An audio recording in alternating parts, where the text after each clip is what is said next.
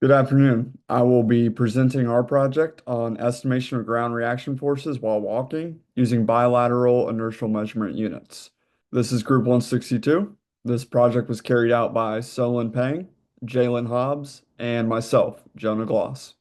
So we can get into our introduction and motivation.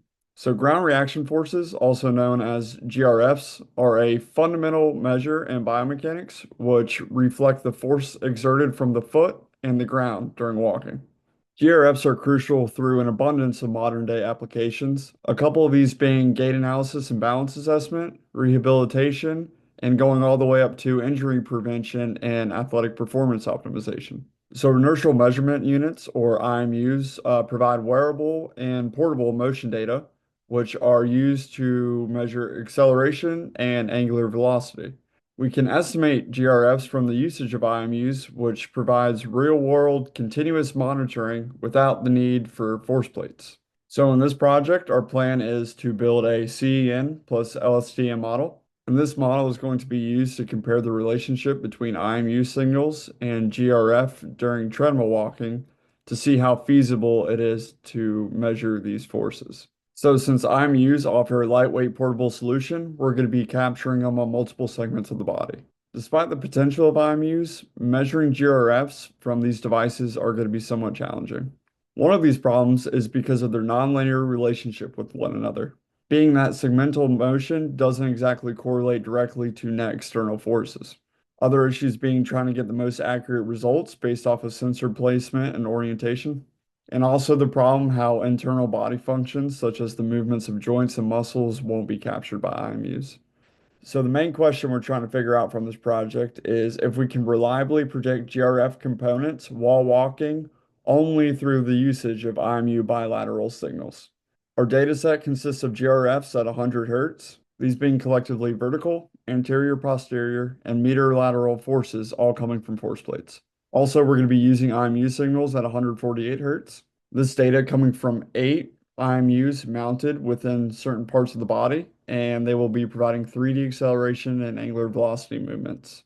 However, we're only going to be taking data from 6 IMUs, which are present on the legs, and they are going to be downsampled to match the GRF signals. Our inputs for this project are going to be the 3-axis accelerometer and 3-axis gyroscope coming from the 6 IMUs present on the left and right legs. And our outputs being the vertical ground reaction forces, which are also going to be coming from the left and the right legs. Here we can take a look at our processing phase of our inputs and outputs.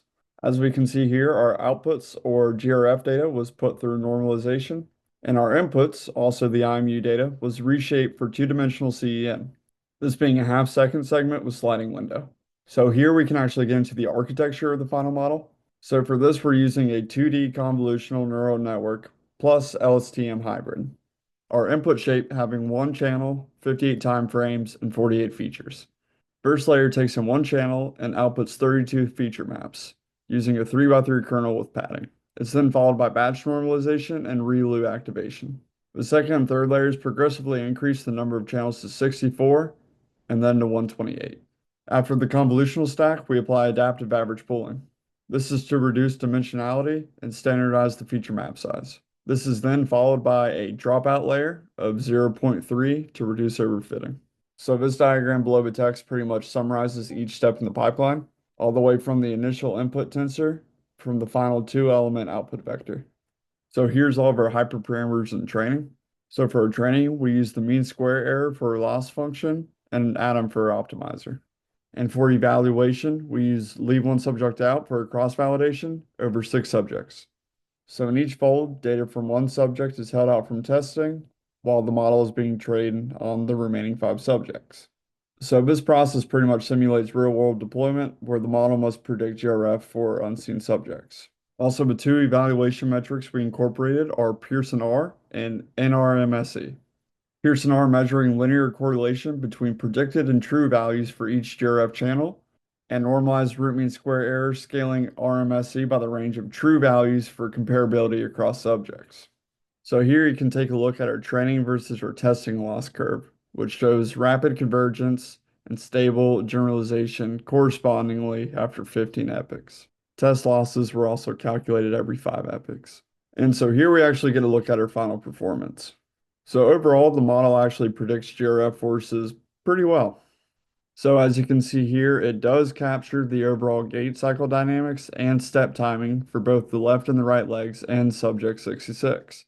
These diagrams being separated into our left leg GRFs and our right leg GRFs. So here you can actually see that our final CEN LSTM model outperformed the baseline CEN across all folds, also showing improved accuracy and reduced error for both left and right GRF predictions.